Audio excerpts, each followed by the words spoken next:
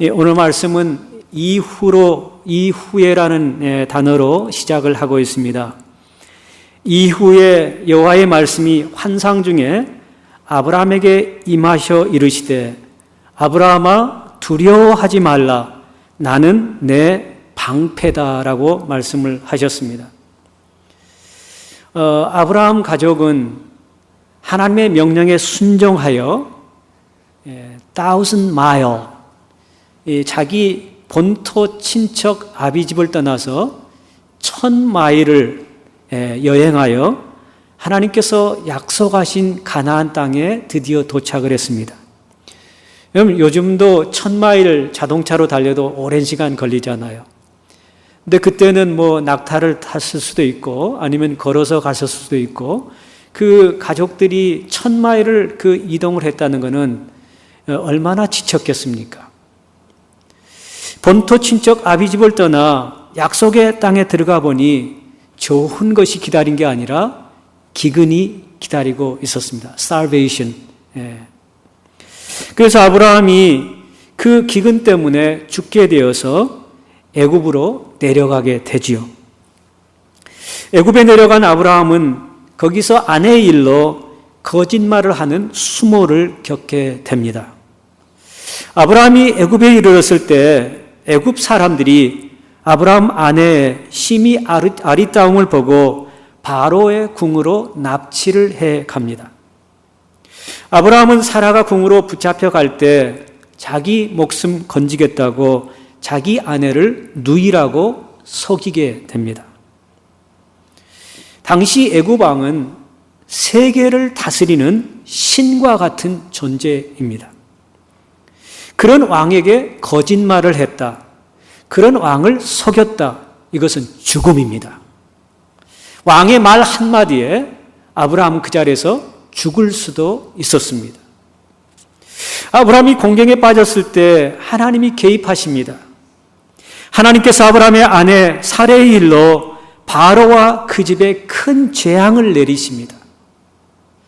아브라함이 정말 하나님 말씀을 신뢰하지 못하고 인간적인 방법으로 기근을 피해서 애굽으로 갔을 때 그 어려움을 겪었지만은 하나님께서는 아브라함을 보호하시고 바로와 그 집에 재앙을 내리셔서 아브라함을 살려내는 모습을 보게 되는 것이죠.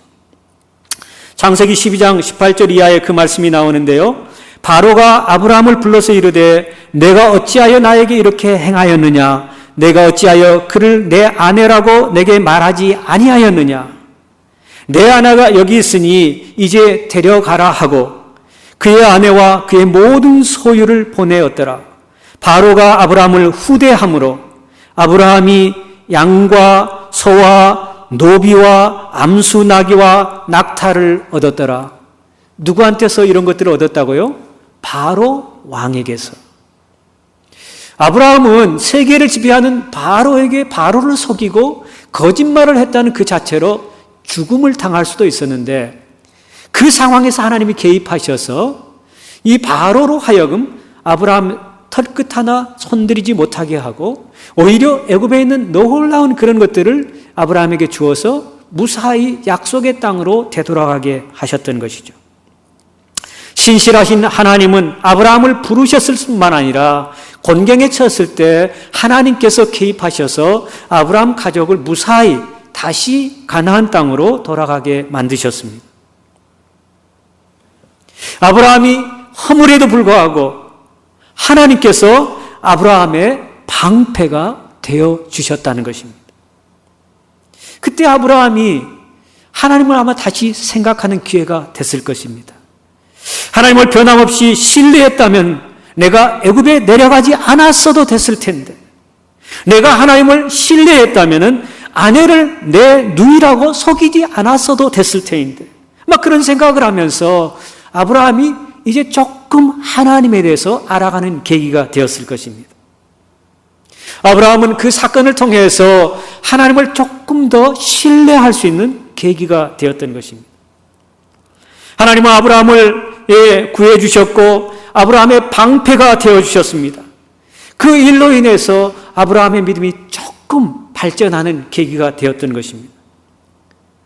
이 아브라함이 변화된 모습이 13장에 나와 있는데요.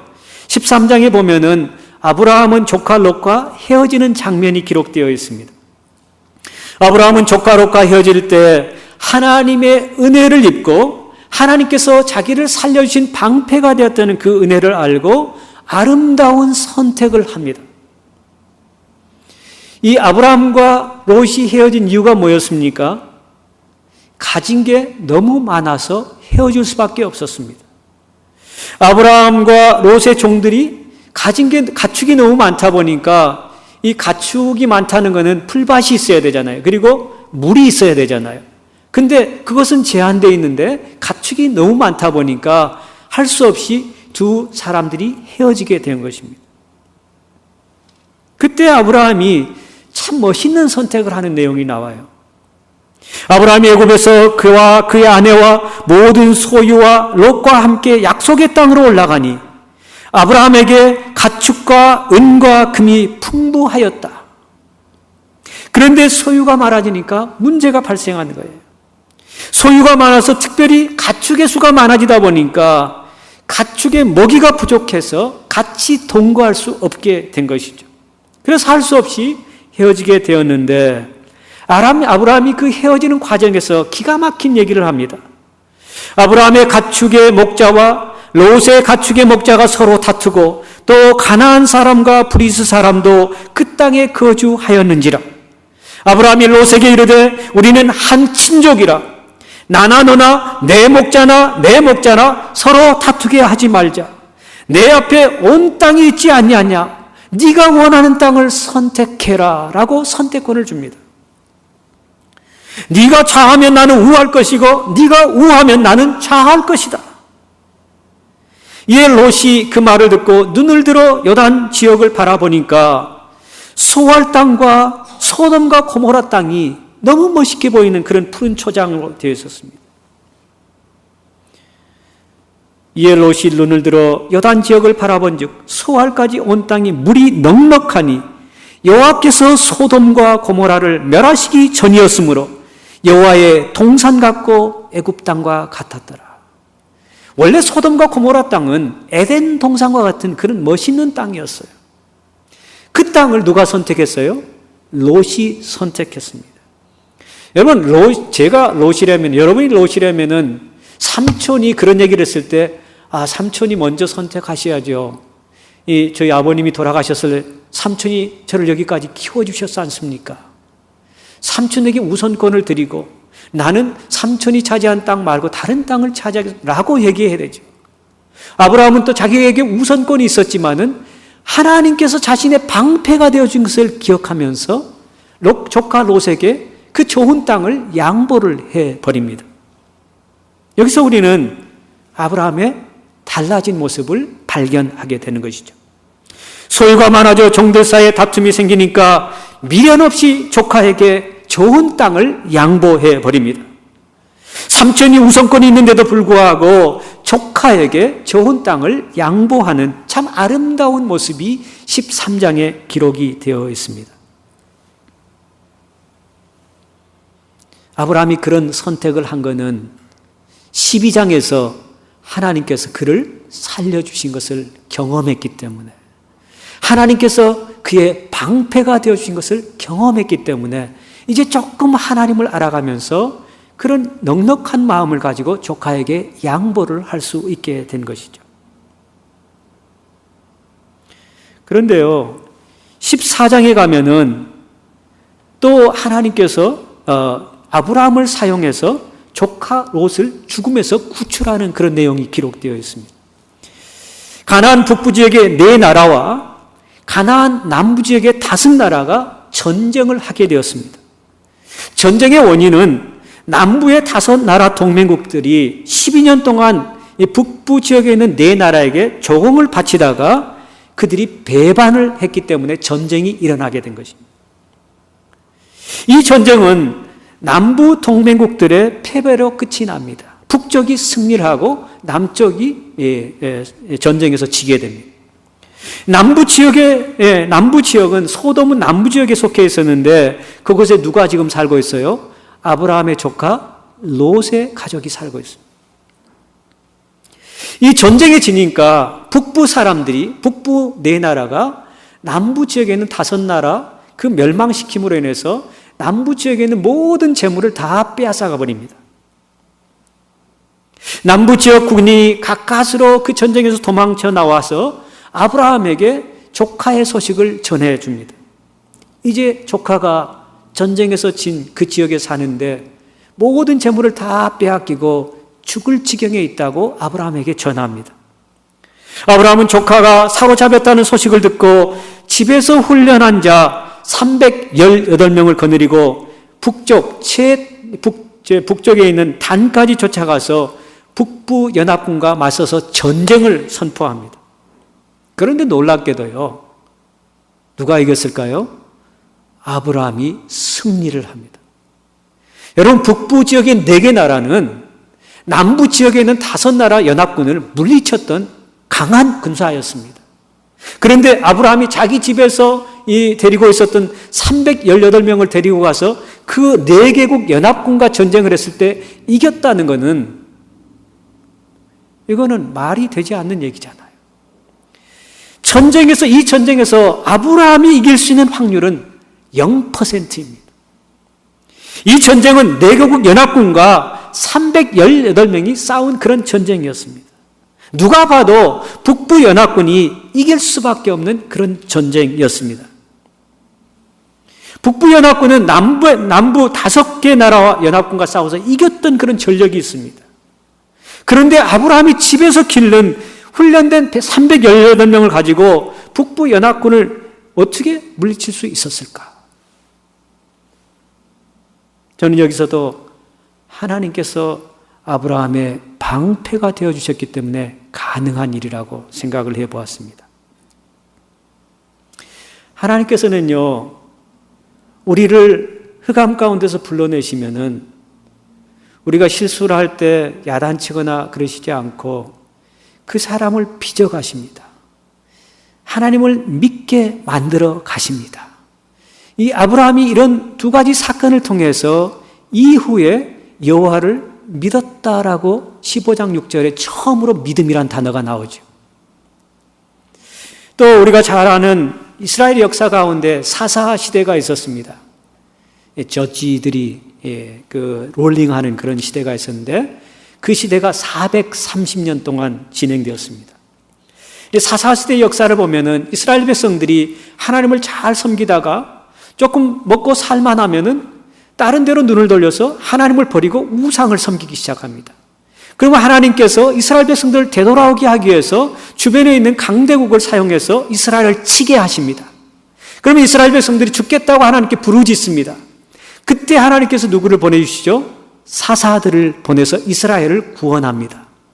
이 역사가 430년인데요. 이 이스라엘에는 12명의 사사가 있는데 그 중에 5번째 사사가 누군지 아세요? 기자로 시작하는 사사, 기드온이라는 사사가 등장을 합니다.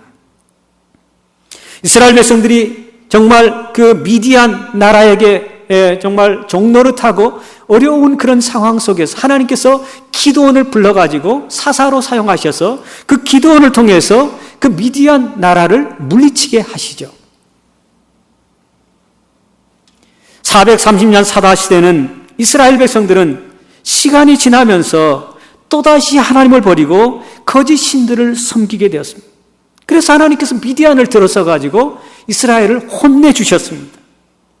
그때 하나님께서 이스라엘 백성들이 하나님께 부르짖으니까 다시 사사 기드온을 보내서 이스라엘을 구원하는 내용이 나온다는 것이죠.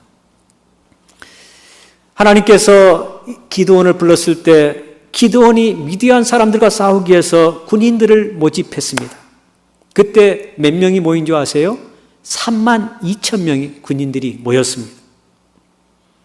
이제 32,000명이 모여서 미디안 군대와 싸우려고 준비를 하고 있는데 여호와께서 갑자기 기드온에게 이렇게 말씀하십니다. 내가 이스라엘에게 승리를 줄 테니까 너희 군인 수를 확 줄여라. 그렇게 말씀하십니다. 이 전쟁에 나가기를 두려워한 사람이 있다면 그 사람들 다 집으로 돌아가게 해라. 그러자 군인들 중에 22,000명이 집으로 돌아가고 10,000명만 남게 됩니다. 10,000명이 남았을 때 여호와께서 다시 이 기드온에게 나타나서 이렇게 말씀합니다. 아직도 너무 많다. 군인 300명만 뽑아라. 그렇게 얘기를 합니다. 하나님은 이 적은 수로 몇 명과 대적한 줄 아세요? 미디안 군대? 13만 5천 명 미디안 군대와 전쟁을 시키고 있는 것입니다. 하나님께서는 300명의 용사를 데리고 이 13만 5천 명의 미디안 군대와 전쟁을 하도록 얘기를 하죠. 그날 밤 여호와께서 기드온에게 나타나서 이렇게 말씀하십니다. 지금 이 바로 미디안을 공격할 때다. 기드온은 군인들에게 횃불이 들어있는 큰 항아리와 뿔나팔을 주면서 그렇게 공격을 개시합니다. 나를 보고 내가 하는 그대로 하라. 기드온이 그렇게 얘기합니다. 기드온은 뿔나팔을 불고 항아리를 깨뜨리고 횃불을 흔들면서 소리치며 진격을 합니다. 여호와의 칼과 기드온의 칼이여 300명의 군인들도 모두 기드온을 따라 똑같이 움직입니다. 그런데요, 놀라운 사실은 13만 5천 명의 미디안 군대가 겁에 질려서 정신이 혼미해졌다고 성경은 얘기를 하죠. 이 미디안 군대가요, 그 뿔 나팔 소리를 듣고 이 횃불 그런 것을 보면서 이 정신이 혼미해져 가지고 서로 적군인 줄 알고 서로 공격을 하게 되는 거예요. 그래서 결국 누가 이겨요? 기드온의 300용사가 13만 5천 명의 미디안 군대를 멸절을 시켜버립니다. 여러분, 이게 가능한 일입니까? 기드온의 300용사? 우리는 그 기드온의 300용사 설교를 들을 때 이런 얘기 많이 듣죠. 여러분도 기드온의 300용사가 되십시오. 하나님의 의도는 그런 의도가 전혀 아닙니다. 하나님께서는 지금 기드온으로 하여금 숫자가 너무 많아. 내가 전쟁에 함께 할 테니까 너는 그 숫자를 믿지 말고 나를 신뢰하라는 그런 교훈을 주기 위해서 숫자를 죽이는데, 많은 설교가들이 여러분 기드온의 300용사가 되십시오. 그러면 적군은 물리칠 수 있다라고 강조를 하는 것은 이 문맥을 전혀 다른 쪽으로 해석하고 있는 거예요. 오히려 이 기드온의 300용사는 하나님 앞에 아무것도 아니라는 존재라는 것을 가르쳐주고, 이 전쟁이 하나님이 개입하심으로 13만 5천 명의 미디안 군대를 멸절시켰다는 것을 가르쳐주기 위해서, 그래서 이스라엘 백성들로 하여금 하나님을 더 신뢰할 수 있게 만드는 그 사건을 보여주기 위해서 300명으로 줄인 거예요. 만약에 3만 2천 명이 13만 5천 명과 싸워서 이기면은 아마 이런 생각이 들 수 있을 거예요. 우리가 열심히 싸워서 13만 5천을 물리쳤다 라고 자랑할 수도 있을 거예요. 그런데 하나님의 의도는 전혀 그런 게 아니에요.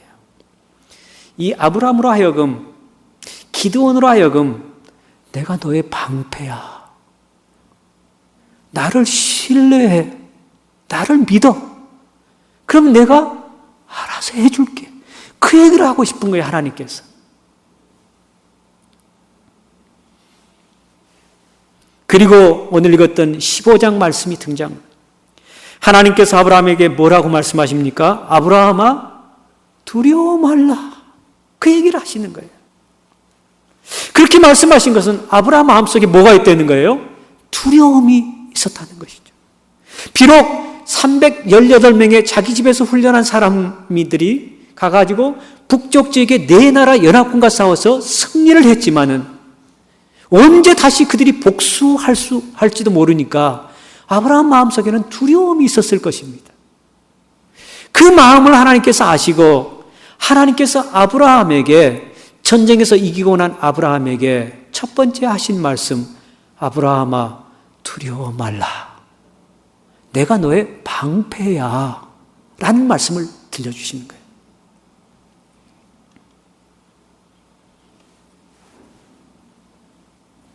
방패는 싸움에 있어서 적의 공격과 위험을 막아주는 중요한 무기입니다. 영적으로 우리의 방패는 하나님이십니다. 여호와 하나님이십니다. 우리가 하나님을 철저히 신뢰하고 어떤 상황 속에서도 하나님께서 우리와 함께 한다는 그 진리를 알고 어떤 상황 속에서도 하나님을 신뢰하면은 정말 여러 가지 공격에서도 우리가 벗어날 수 있게 된다는 것을 말씀해 주시는 것입니다. 시편 28편 7절과 8절에서 이렇게 말합니다. 여호와는 나의 힘과 나의 방패시니 내 마음이 그를 의지하여 도움을 얻었도다. 그러므로 내 마음이 크게 기뻐하며 내 노래로 그를 찬송하리로다. 여호와는 그들의 힘이시요 그의 기름 부은 자의 구원의 요새시로다. 아브라함의 승리는 전적으로 하나님께서 그의 방패가 되어주셨기 때문에 승리할 수 있었던 것입니다. 구약의 이스라엘은 신약에 뭐라 그랬죠? 교회를 상징한다 그랬죠. 교회가 뭐 나라와 나라 전쟁하는 거 막 끼어들어가지고 하나님이 우리의 방패시니까 우리는 무조건 318명 가지고 뭐 몇십만 명 대적해도 이길 수 있다. 그런 교훈이 아니라 우리 교회에게 주는 영적 전쟁은 뭐예요? 우리의 싸움은 혈과 육의 싸움이 아니니라. 권세 잡은 자들과 악한 영들과 싸움이라 그러죠. 그랬을 때 사도 바울이 에베소서 6장이 뭐라고 합니까? 마귀의 괴계를 능히 대적하기 위하여 하나님의 전신갑주를 입으라고 명령을 합니다. 하나님의 전신갑주는 진리의 허리띠이고 의의 흉배이고 그리고 편안한 신발이고 그리고 이 모든 것 위에 방패를 가지라 그러는데 그 앞에 수식어가 있습니다. 믿음의 방패를 가지라 그렇게 얘기를 합니다. 우리에게 믿음이 있을 때, 하나님을 신뢰하는 믿음이 있을 때 어떤 악한 영이 우리를 공격해와도 우리는 그 악한 영을 물리칠 수 있게 된다는 그런 뜻이죠. 아브라함의 용사들이, 기드온의 용사들이 적군을 물리쳐서 멸절한 그것이 중요한 것이 아니라 우리 그리스도인에게도 영적인 전쟁이 날마다 있는데 하나님을 전적으로 신뢰하고 하나님을 신뢰할 때 하나님께서 우리의 방패가 되어주셔서 하늘의 권세 잡은 자들과 악한 영들을 물리쳐서 우리를 구원해 주신다는 것입니다. 성경에서 하나님이 가장 자주 반복하는 명령이 있는데 그 명령이 뭔지 아세요, 여러분? 성경에 보면 서로 사랑하라는 명령이 참 많이 나오죠, 그렇죠? 또 겸손하라는 그런 명령도 많이 나오죠. 그리고 정직하라, 순결하라, 뭐 전도하라, 기도하라, 이웃을 섬기라 그런 내용이 참 많이 나오죠. 근데 성경에서 가장 자주 나오는 하나님의 명령은 놀랍게도 뭔지 아세요? 두려워하지 말라입니다. 몇 번 나온다고요, 성경에? 366번. 하나님께서도 우리 가운데 두려움이 있다는 것을 너무나 잘 아시는 거예요. 영적인 싸움을 할 때 우리에게 두려움이 있다는 걸 너무나 잘 아시는 거예요. 주님이 다시 오실 때까지는 악한 영들이 우리를 괴롭히고 우리를 공격하기 때문에 우리 가운데 두려움이 있다는 것을 너무나 잘 아시는 거예요. 그래서 하나님께서 자주 리피트해서 명령하신 것이 두려워 말라, 두려워 말라, 두려워 말라. Fear not, for I'm with you. 내가 너희들과 함께하니까 두려워할 필요가 없다는 말씀을 계속해서 해 주시는 것입니다. 사랑하는 성도 여러분, 제가 지난주에 설교에 했는데 설교 제목이 뭐였죠? 믿음은 뭐가 아니고 산물이 아니고 선물이라 그랬죠. 아브라함이 자기가 노력해서 믿음이 생긴 게 아니라 하나님께서 아브라함을 빚어 가시면서 믿음의 아버지로 만들어 가시는 거예요. 우리도 역시 마찬가지. 믿음은 산물이 아니라 하나님께서 우리에게 주신 선물인 줄 믿으시기 바랍니다. 특별히 여러분들 가운데 영적 전쟁을 할 때 뭐가 필요하다고요? 믿음의 방패. 하나님을 우리가 전적으로 신뢰하고 하나님을 믿을 때 하나님께서 우리의 방패가 되어주셔서 어떤 환경도 뚫고 나갈 수 있는 승리를 맛보게 하는 그런 것이 우리 앞에 있는 것을 믿으시고 믿음의 방패 되신 하나님을 전적으로 신뢰하여 악한 영들을 물리치는, 그래서 하나님께 영광을 돌리는 저와 여러분 될 수 있기를 간절히 축원합니다. 기도하십시다.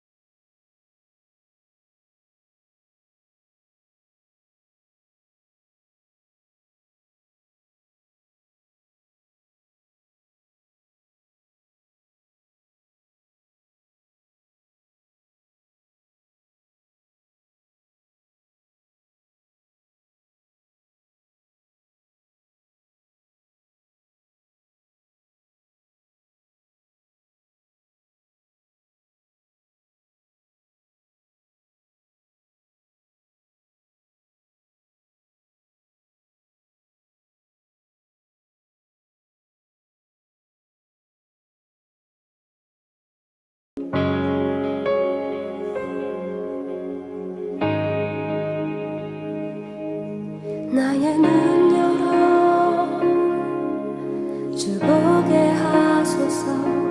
주의 아름다움 보기 원하네. 주님의